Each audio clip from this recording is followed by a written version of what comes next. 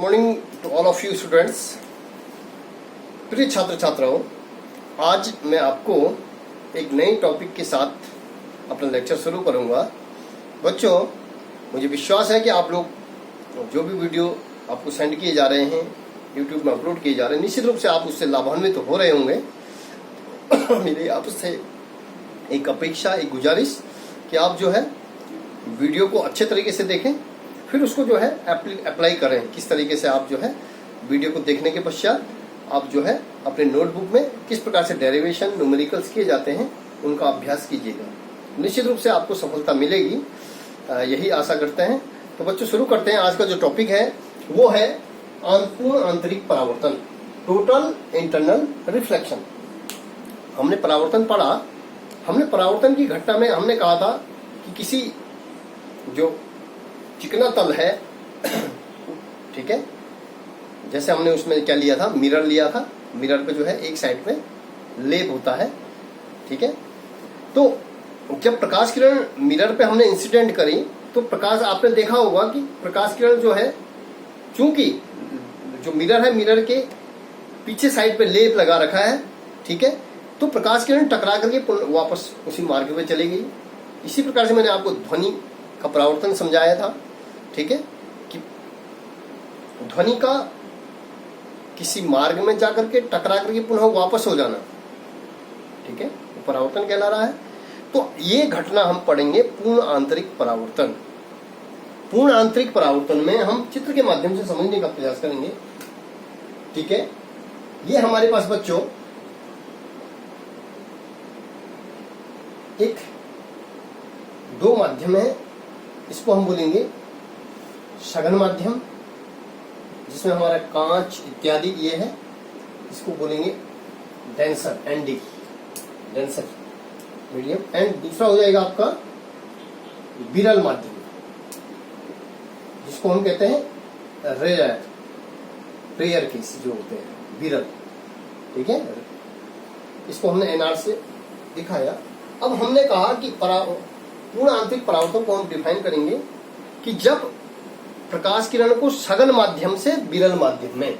अब आप देखेंगे कि यहां पे देखिएगा बच्चों, ये हमारा अभिलंब हो गया, ठीक है। एक्स कोई तल है मान के चलिएगा हमारा। जब सघन माध्यम में, जब कोई प्रकाश किरण सघन माध्यम में, सघन माध्यम से विरल माध्यम में आ रही है, तो क्या होती है, मैंने आपको अपवर्तन के नियम बताए थे। अपवर्तन का जो तीसरा नियम था कि जब प्रकाश किरण को सघन माध्यम से विरल माध्यम में इंसिडेंट करते हैं तो प्रकाश किरण क्या होती है, अभिलंब से दूर हटती है, ठीक है। तो हम देख रहे हैं कि यहाँ पे प्रकाश किरण जो है, हम इस तल पर आए और तल पर टकराने के बाद इसका जो है इस तरीके से इसका क्या हो गया, अपवर्तन हो गया, ठीक है। अभिलंब से क्या हुई है, दूर हट गई। मतलब यहाँ पे आप देखेंगे, यहाँ पे आप देखेंगे कि जिस तरीके से हम आपतन कोण को बढ़ा रहे हैं, आई की मान बढ़ा रहे हैं, आई का मान बढ़ा रहे हैं, तो जो अपवर्तन कोण है वो भी क्या, उसका मान भी क्या हो रहा है, बढ़ रहा है, ठीक है। तो पूर्ण आंतरिक परावर्तन की घटना ये है कि जब प्रकाश किरण को सघन माध्यम से विरल माध्यम में क्या करेंगे, इंसिडेंट करेंगे, आपतित करेंगे, तो आपतित करने के फलस्वरूप जो प्रकाश किरण होती है वो अभिलंब से क्या होती है, दूर हट जाती है, अर्थात अपवर्तन कोण का मान बढ़ जाता है। ये घटना कहलाती है पूर्ण आंतरिक परावर्तन। इसमें ये कंडीशन, दूसरी कंडीशन ये होती है बच्चों, एक इसमें कंडीशन आती है। पहली कंडीशन में आपने देखा होगा कि जैसे जैसे आपतन कोण बढ़ रहा है तो अपवर्तन कोण भी का मान भी बढ़ रहा है। एक विशेष आपतन कोण इसमें बनता है, ठीक है। इसको फिर पुनः इस तरीके से आप दिखाएंगे। ये अभिलंब हो गया, इसको हम बोलते हैं अभिलंब, ठीक है। अब हमारा जो है ये था आपतित किरण, आपतित किरण ये था, इसको बोलते हैं अपवर्तित किरण, ठीक है। फिर वही कंडीशन कि सघन माध्यम में बना एक विशेष कोण, एक ऐसा विशेष कोण जिसके लिए विरल माध्यम में जो अपवर्तन कोण होता है 90 डिग्री होता है, अर्थात समकोण होता है, उसको कहते हैं क्रांतिक कोण। ठीक है, तो एक ऐसी कंडीशन होती है कि इस पूर्ण आंतरिक परावर्तन में एक ऐसी कंडीशन हो रही है कि सघन माध्यम में बना ऐसा विशेष कोण, ये सघन माध्यम है और ये विरल माध्यम है ना, डेंसर एंड रेयर। तो डेंसर से सघन माध्यम में बना एक विशेष कोण, यहां से जो है विशेष कोण, यहां पर क्या होगा, जो इंसिडेंट एंगल होगा वो क्रांतिक कोण के बराबर हो जाएगा। सघन माध्यम में बना एक विशेष कोण जिसके लिए विरल माध्यम में जो अपवर्तन कोण हो जाएगा, ये विरल माध्यम है, इसको हम कौन सा माध्यम कह रहे हैं, विरल माध्यम। इसमें जो अपवर्तन, ये प्रकाश किरण यहाँ पे आकर के इसका अपवर्तन हो गया और ये जो है हमारा 90 डिग्री बन गया। ठीक है, ये अपवर्तन इसका हो गया। इस प्रकार के कोण को कहते हैं क्रांतिक कोण। परीक्षा में बराबर पूछा जाता है बच्चों, 1 नंबर का क्वेश्चन कि क्रांतिक कोण किससे कहते हैं। तो हम डिफाइन करेंगे कि ये पूर्ण आंतरिक परावर्तन की घटना है कि पूर्ण आंतरिक परावर्तन में सघन माध्यम में बना एक विशेष कोण जिसके लिए विरल माध्यम में जो अपवर्तन कोण होता है वो 90 डिग्री होता है, अर्थात समकोण होता है, उसको हम क्रांतिक कोण कहते हैं, जिसको हम डिनोट किससे करते हैं, C से डिनोट करते हैं। तो यहाँ पे हम कह सकते हैं बच्चों I बराबर C के होता है। ठीक है, क्रांतिक कोण की घटना ये होगी। और तीसरी चीज बच्चों हमारे पास है, तीसरी चीज मैं आपको समझाना चाह रहा हूं, पूर्ण आंतरिक परावर्तन। पूर्ण आंतरिक परावर्तन में ये हमारे पास एक्स डैश है। तो क्या होता है कि जब पूर्ण आंतरिक परावर्तन में आप क्लियर हो रहा है कि जब प्रकाश किरण, ये पूर्ण आंतरिक परावर्तन की घटना है कि जब प्रकाश किरण सघन माध्यम से, ये आपका सघन माध्यम है, ये विरल माध्यम है। जब प्रकाश किरण सघन माध्यम से, प्रकाश किरण होगी तो यहाँ पे इंसिडेंट एंगल, हमेशा ध्यान रखने वाली बात है कि हमेशा आपतन कोण क्या होता है, बड़ा होता है, इससे क्रांतिक कोण से। पूर्ण आंतरिक परावर्तन की जो कंडीशन होती है, तो जब प्रकाश किरण सघन माध्यम से विरल माध्यम में आ रही है तो ये क्या हो रही है, टकरा करके पूर्ण रूप से इसका क्या हो जा रहा है, परावर्तन हो जा रहा है। परावर्तन ये आपका जो है, ये आपका आ गया क्रांतिक कोण। क्रांतिक कोण जो है आपतन कोण से बड़ा है। ठीक है, क्रांतिक कोण आपतन कोण से बड़ा है और इसका जो है क्या हो गया, पूर्ण आंतरिक परावर्तन। तो बच्चों पूर्ण आंतरिक परावर्तन के लिए 2 condition of total internal reflection, क्या कंडीशनें होती हैं। कंडीशन होती है कि पहला कि सघन माध्यम में प्रकाश किरण हमेशा कहां से आनी चाहिए, सघन माध्यम से विरल माध्यम में प्रवेश करनी चाहिए। पहली कंडीशन तो ये है। और भिन्न भिन्न माध्यमों के लिए जो आपतन कोण होता है वो क्रांतिक कोण से क्या होगा, अधिक होगा। ठीक है, तो 2 प्रकार की जो कंडीशन है, यदि ये कंडीशनें फॉलो हो रही है तो निश्चित रूप से हम कहेंगे कि ये जो है पूर्ण आंतरिक परावर्तन की घटना है। ठीक है, तो बच्चों अब हम आपको समझाना चाह रहे हैं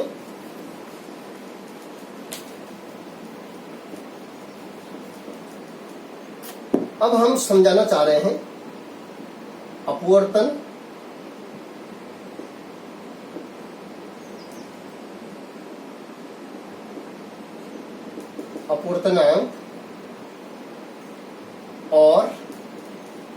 अपवर्तनांक और क्रांतिक कोण में, क्रांतिक कोण में संबंध, रिलेशन बिटवीन रिफ्रैक्शन एंड जो है अपवर्तनांक और क्रांतिक कोण में संबंध, क्रिटिकल एंगल इसको बोलते हैं।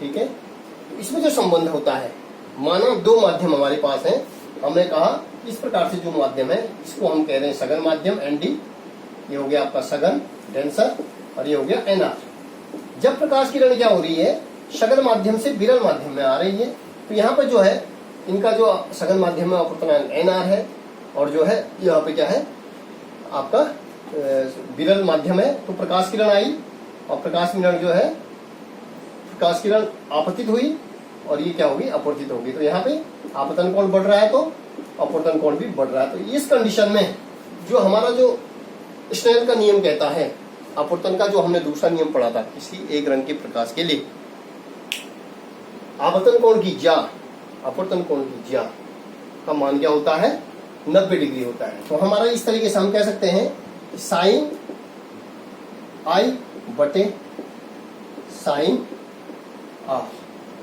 इसको हम यदि इस तरीके से लिखें, इसको हम जो है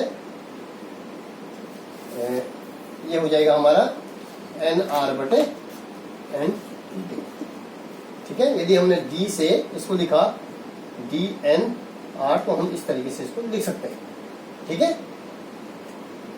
सघन माध्यम के सापेक्ष विरल माध्यम में अपवर्तनांक जो हो जाएगा, इसको हमने इस तरीके से लिखा। अब हम पूर्ण आंतरिक परावर्तन की क्रांतिक एंगल की बात कर रहे हैं। तो क्रांतिक एंगल हमने पढ़ा था, क्रांतिक एंगल हमने बच्चों पढ़ा था, जो प्रकाश किरण है जब जो है हमारा इंसिडेंट एंगल बड़ा हो जाता है, किससे, क्रांतिक कोण से, तो ये जो है इसका जो विरल माध्यम में जो अपवर्तन, ये जो है सॉरी, जब हमारा इंसिडेंट एंगल क्रांतिक कोण के बराबर हो जाता है, तो विरल माध्यम में ये जो है इसका अपवर्तन कोण क्या बन जाता है, 90 डिग्री। तो यहाँ पे हमने C और अपवर्तनांक NR, ND और NR, सघन माध्यम और विरल माध्यम, मतलब अपवर्तनांक में और क्रांतिक कोण में संबंध निकालना है। तो बच्चों हम इसको कह सकते हैं, देखिए यदि क्रांतिक कोण के लिए हमारा जो है I बराबर C लेते हैं हम, इस कंडीशन में I बराबर C, तो साइन C बटे साइन R, R क्या हो जा रहा है, 90 डिग्री।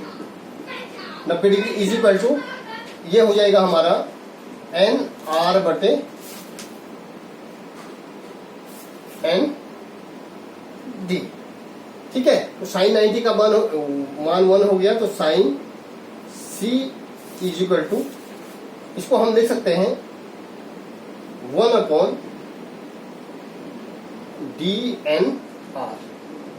ठीक है, तो इसको हम लिखेंगे, या हम इसको लिख सकते हैं RND।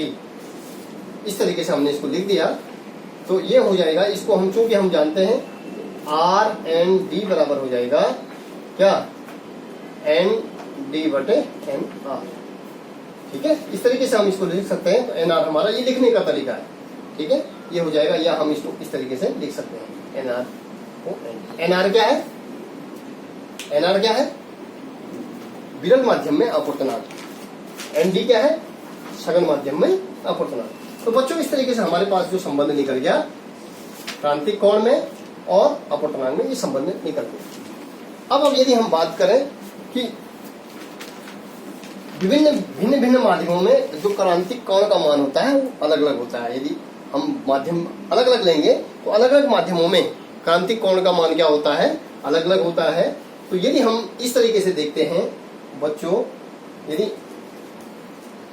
हमारे पास जो अपवर्तनांक का जो सूत्र है, जो डेफिनेशन है, वो है, अपवर्तनांक की जो डेफिनेशन है, अपवर्तनांक कहता है कि निर्वात में प्रकाश की चाल बटे माध्यम में प्रकाश की चाल, n इज इक्वल टू हो जाता है n is equal to C/V। इस सूत्र से हम यदि रेयर के लिए निकालते हैं, निर्वात में प्रकाश की चाल बटे माध्यम में प्रकाश की चाल का जो अनुपात होता है, उसको हम क्या कहते हैं, अपवर्तनांक कहते हैं। ठीक है, अब हम देखेंगे कि यदि हम NR के लिए निकालते हैं, NR is equal to, NR is equal to हो जाएगा हमारा, NR इज इक्वल टू हो जाएगा C बटे VR। उसी प्रकार ND बराबर हो जाएगा C बटे, ये हो जाएगा C बटे VD। ये सघन माध्यम के लिए है वेलोसिटी, ये रेयर माध्यम के लिए वेलोसिटी। ठीक है, प्रकाश का माध्यम में जो चाल होगी, प्रकाश का सघन माध्यम में जो चाल होगी, विरल माध्यम में जो चाल होगी। ठीक है, ठीक चाल। यदि इस तरीके से, तो यदि हम इस वैल्यू को रखेंगे, साइन C बराबर हमारे पास होता है NR बटे ND। यहाँ पे हम वैल्यू रखते हैं, तो ये हो जाएगा NR की वैल्यू हमारे पास यहाँ से हम ले सकते हैं, ये हो जाएगा C बटे VR इज इक्वल टू सी बटे वी डी। तो आप देखेंगे ये जो है वी डी ऊपर चला जाएगा, ठीक है, तो ये हो जाएगा sine C is equal to V D बटे जो है वी आर। तो बच्चों मैं कह सकता हूं कि विभिन्न अलग अलग माध्यमों में जो क्रांतिक कोण की वैल्यू होती है वो क्या होती है, अलग अलग होती है। तो एक विशेष चीज नोट करने वाली बात है, ये आपके नॉलेज के लिए है बच्चों, कि यदि प्रकाश किरण का पूर्ण आंतरिक परावर्तन होता है तो उसमें जो है पूर्ण आंतरिक परावर्तन में प्रकाश ऊर्जा का ह्रास नहीं होता है। पूर्ण आंतरिक परावर्तन की घटना यदि हो रही है तो उसमें प्रकाश ऊर्जा का ह्रास नहीं होता है। यदि दर्पण के द्वारा परावर्तन हो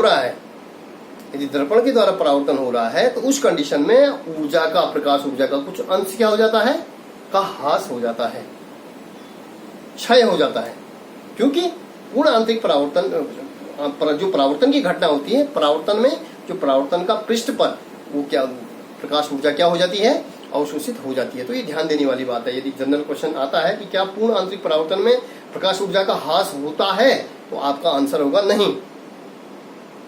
और परावर्तन की घटना में प्रकाश ऊर्जा का कुछ अंश क्या हो जाता है, ह्रास हो जाता है, क्योंकि वो क्या कर देता है, उसको परावर्तन जो परावर्तक पृष्ठ है उसको क्या कर देता है, प्रकाश ऊर्जा को अवशोषित कर देता है। तो बच्चों मुझे पूर्ण विश्वास है कि आपको पूर्ण परावर्तन, टोटल इंटरनल जो रिफ्लेक्शन है वो निश्चित रूप से समझ में आया होगा।